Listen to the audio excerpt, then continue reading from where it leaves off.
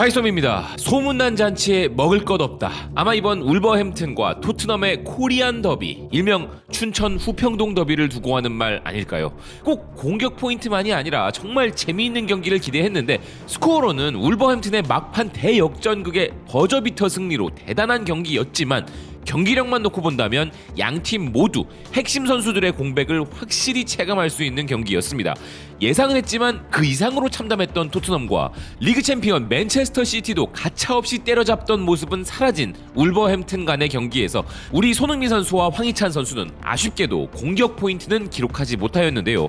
영국 현지 대부분의 매체들도 이번 경기를 두고 한국 국가대표들 간의 맞대결이라고 분위기를 띄우고 있었는데 그 이유는 이전의 두 선수의 만남과는 달리 손흥민 선수와 황희찬 선수가 보여주고 있는 현재의 득점 상승세가 기대감을 불러일으킨 것이었죠. 수비라인 주전 선수 3명과 팀의 중원사령관 메디슨이 빠졌음에도 불구하고 여전히 공격적으로 수비라인을 끌어올리고 경기를 한 토트넘인데 오늘 부상 여파로 장기간 이탈이 확정된 반더벤과 징계로 나오지 못한 로메로를 대신하여 선발 출장한 벤 데이비스와 다이어는 특히 예상대로 다이어 쪽에서 심각한 결점들이 많이 드러났고 수비력은 물론이고 빌드업 자체가 엉성해지는 참담한 결과를 맞이했는데요. 현지 리뷰들도 대부분 이 부분을 지적하고 있는데 이런 수비라인의 허술함은 둘째치고 오늘 토트넘의 중원은 그야말로 대참사였습니다. 아이뉴스가 지적하는 대로 메디슨의 공백은 그야말로 지난 시즌 토트넘의 경기를 다시 재현한 수준이었고 비수마는 오늘 경기장 안에 있었는지도 모를 정도였으며 호이비에르와 사르도 중원에서 크게 밀리는 모습을 보여주었는데요. 교체로 들어온 로셀소는 뭐 그렇다 쳐도 브라이언 힐은 종이 인형 마냥 쓰러지는 모습이 정말 안타까울 정도였습니다.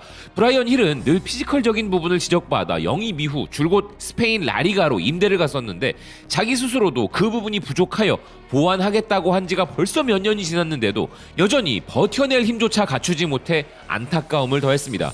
예상과 달리 존슨의 이른 선제골로 분위기가 좋았지만 경기 자체는 울버햄튼에게 계속 밀렸고 급기야 후반 경기 종료 시점에 무너지는 이런 말하기 참 그렇지만 그 유명한 단어 스퍼시가 현지에서 다시 등장하기도 했는데요. 이번 경기 패배는 연패로 이어진 부분이라 좋았던 팀 분위기가 저하될까 조금 우려스러울 정도였습니다. 풋볼 런던을 비롯한 현지 매체들의 손흥민 선수에 대한 평가는 저조할 수밖에 없었는데 기회 자체를 부여받지 못했다는 것이 공통된 부분이었는데요. 메디슨의 공백을 가장 뼈저리게 느낀 선수가 아마 우리 손흥민 선수였을 겁니다. 메디슨의 플레이메이킹이 없어지자 손흥민 선수는 과거처럼 스스로 내려와서 볼을 받거나 연계를 해주는 데 집중할 수밖에 없었고 이는 끊임없는 악순환을 불러일으켰는데요. 거기에다가 이 미친 심판은 울버햄튼 수비수들이 작정하고 손흥민 선수의 얼굴과 낭심을 가격하는 위험한 반칙으로 견제를 하는데도 관대함으로 그걸 허용해버리는 등 정말 억울하고 짜증나는 경기였습니다. 안 그래도 풀리지 않는 경기에 이런 반칙을 계속 당한 손흥민 선수가 얼마나 억울했을지 짐작이 안 될 정도로 우라통이 터졌는데요.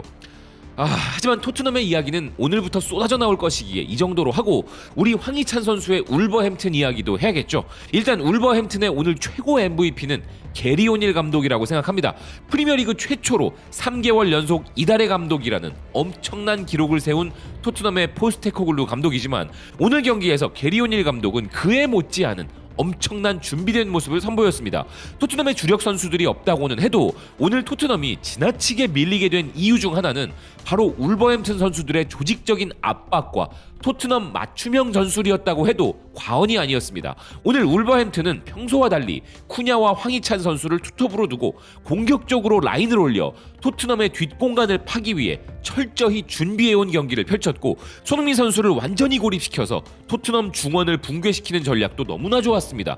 또한 에릭 다이어와 벤 데이비스가 애초부터 패스에 특화된 선수들이 아니기에 이들을 흔들어 빌드업 자체를 붕괴시킴으로써 의미 없는 사이드 패스와 롱 패스를 남발하게 만든 전략도 좋았는데요. 비록 경기 90분까지 지고 있었던 울버햄튼이었지만 그들이 이 경기를 대역전극으로 만들어낸 것은 행운이 아닌 당연한 결과였다고 말할 수 있을 정도로 울버햄튼이 이길 만한 경기였음이 분명했습니다. 오늘 황희찬 선수는 홈경기 연속골로 프리미어리그 대역사를 또 갱신할 뻔했지만 딱 한 번 찾아왔던 환상적인 찬스를 놓치는 안타까운 장면도 있었는데요. 90미닛을 비롯한 현지 매체들도 황희찬 선수에게 6점을 부여하면서 골 찬스가 아쉬웠다는 평가를 하고 있었습니다. 두 선수의 멋진 활약을 기대했건만 그런 모습을 보지 못해 아쉬웠던 이 경기. 하지만 수고한 두 선수 모두 다치지 않아서 다행이고 이제 대표팀으로 무사히 복귀하길 바라겠습니다. 근데 다치지 않아야 한다는 이 걱정을 아주 많이 하게 만드는 특히나 어려운 처지에 놓인 선수는 바로 김민재 선수입니다. 오늘 김민재 선수는 치명적인 패스미스를 하는 실수로 현지 매체들에게 혹평을 받았는데요. 나폴리 시절 김민재 선수를 볼 때는 그저 감탄만 하고 보았지만 지금 김민재 선수를 보고 있으면 왜 이렇게 애처롭고 딱하다는 생각이 먼저 드는지 모르겠습니다. 그나마도 바바리안 풋볼웍스는 이런 김민재 선수를 평가하기를 오늘 그의 실수로 인해 두 번째 골 실점이 있었지만 그는 120개의 패스를 성공시키고 미넨의 실점 위기를 여러 번 구제했으며 여전히 믿을 수 없을 정도로 훌륭한 선수라 평가하였습니다. 아시다시피 수비수는 공격수와 다릅니다. 공격수는 90분간 못해도 한 골로 이미지 세탁이 가능하지만 수비수는 90분을 잘해도 단 한 번의 실수로 혹평을 받을 수밖에 없는 그런 슬픈 억울함이 존재하는데 하필 오늘 김민재 선수가 그랬습니다. 김민재 선수의 오늘 경기 수도 없이 멋진 클리어링에 빌드업까지 정말 열심히 했고 정말 잘했습니다. 팀 사정으로 3일에 한 번씩 도대체 몇 주 동안이나 이렇게 뛰고 있는 선수에게 매체들이 가혹한 평가를 하는 것을 보면 정말 화가 날 수밖에 없는데요. 부디 이번 월드컵 예선에서라도 몸과 마음을 추스릴 수 있는 여유로운 시간이 부여되길 간절히 바라봅니다. 자, 그리고 이강인 선수의 파리 생제르맹 경기도 이어진 축구를 좋아하는 우리에게는 이번 주말은 그야말로 골든위크였습니다. 이강인 잘 데려왔다고 엔리케 감독에게 극찬받은 루이스 캄포스 단장이 최근 이강인 선수를 영입한 비하인드 스토리를 이야기한 바 있었는데요.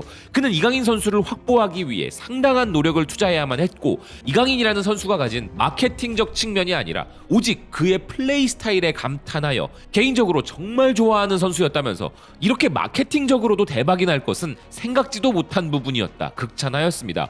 그런 이강인 선수는 주중 챔피언스리그 AC 밀란전에서의 패배 아픔을 딛고 오늘 리그앙 스타드 드 랭스 원정 경기에 선발로 출장하였는데요. 오늘 경기를 뛴 손흥민, 황희찬, 김민재, 이강인 선수를 가장 안타까운 순서부터 나열해보면 김민재 선수가 가장 선두에 있을 것이고 손흥민 선수가 그 다음일 것이며 황희찬 선수는 이제 팀 내 입지가 확고히 되어가고 있는 듯하여 그나마 위안이 되었고 오늘 마지막 경기였던 이강인 선수의 모습을 보면서는 그래도 기분이 매우 나아졌다고 할 수 있을 것 같습니다.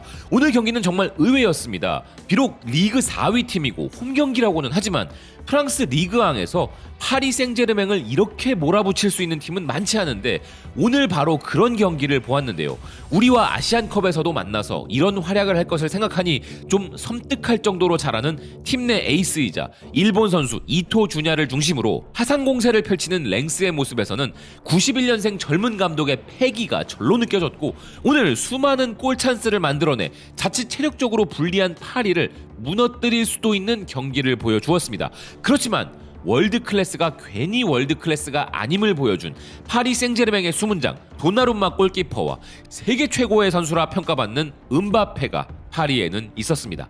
오늘 경기는 이 두 선수를 보유한 파리와 이 두 선수가 없는 랭스였다로 정리가 끝나는 경기였는데요. 특히나 유로스포츠가 리뷰하였듯이 해트트릭을 달성한 음바페는 그렇다 치고 오늘 돈나룸마의 미친 선방쇼는 그 자신도 다시 해보라고 하면 못할 것이라 말할 정도로 전설의 그 이름 완벽한 야신의 재림을 보여주었습니다. 그리고 이렇게 팀의 마지막과 선두에 있는 선수들이 미친 경기력을 보여준 이번 랭스전에서 우리 이강인 선수는 왜 엔리케 감독이 그리고 캄포스 단장이 환장하는 선수인지를 제대로 보여준 것이 정말 보기 좋았는데요.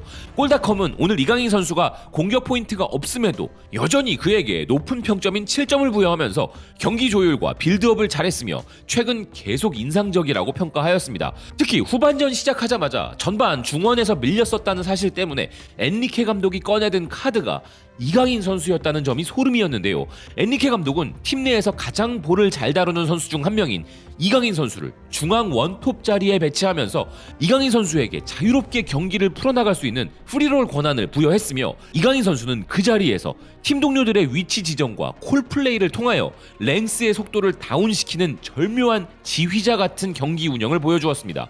엔리케 감독이 바라는 점유율을 지배하는 축구를 확실히 보여준 것이죠. 팀의 철학을 100% 이해하고 완벽히 수행하는 이강인 선수가 엔리케 감독에게 사랑받는 것은 당연한 것일지도 모르는데요. 여기에다가 토트넘의 손흥민 선수 같은 미친 압박을 쉴 틈 없이 선보였으며 교체되어 나가는 그 순간까지 마치 경기가 지금 이제 시작이라는 것 마냥 헌신적인 수비를 선보였습니다. 하지만 그냥 다른 거 모르겠고 이강인 선수가 후반 경기의 템포를 조절하면서 음바페를 비롯한 동료들에게 일로 가라 절로 가라 지시하고 동료들은 이를 따르는 모습에서 엄청난 카타르시스를 느끼게 해준 이강인 선수인데요.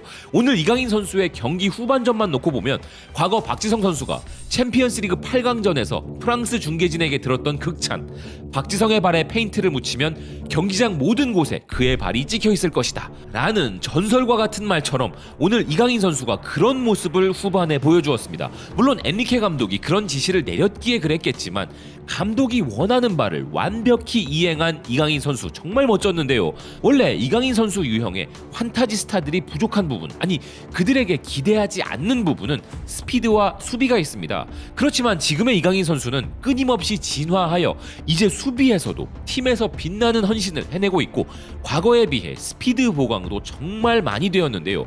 지금도 계속 성장해 나가고 있는 이강인 선수의 미래가 기대되는 이유는 자신이 잘하고 있던 것에 만족하지 않고 끊임없이 부족한 부분을 보완하고 발전시켜 나가는 부분이 아닐까 합니다. 여러분의 생각은 어떠십니까? 시청해주셔서 고맙습니다. 또 뵙겠습니다.